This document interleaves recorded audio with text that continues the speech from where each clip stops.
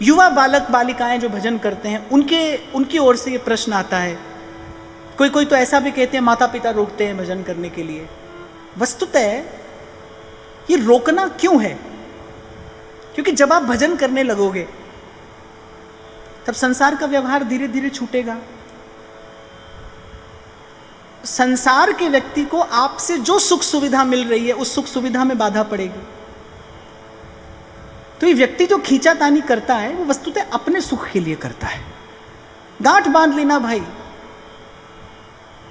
आपसे प्रेम नहीं करता है कोई, आपसे मिलने वाला जो सुख है उस सुख से प्रीति है, उस सुख से प्रीति है।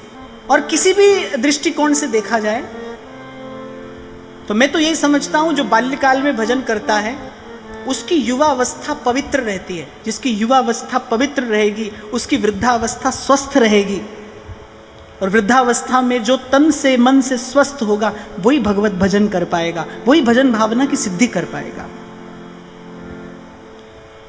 पर यहां मैं एक बात अवश्य कहूंगा कि माता पिता को भी यह विचार करना चाहिए कि हमारे बालक का वस्तुतः हित किसमें है। अरे रात भर सिनेमा में जाए वो बालक अच्छा है, भजन के लिए बैठता है तो घर परिवार वालों को चिंता होने लगती है। पर अब मैं बात कहूंगा साधकों से, चाहे वो बालक बालिकाएं क्यों ना हो।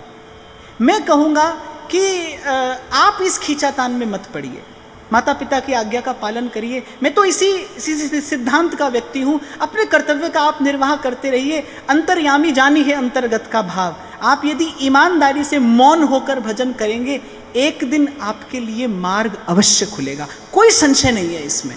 और मैं तो बड़े विश्वास से आपको ये कहता हूं, आप मौन होकर भजन करते रहिए। आज जो आपका हाथ रोक रहा है कल वही आपका हाथ पकड़ के आपको सत्संग तक लाएगा, और मैं तो कहता हूं यही आपकी विजय है।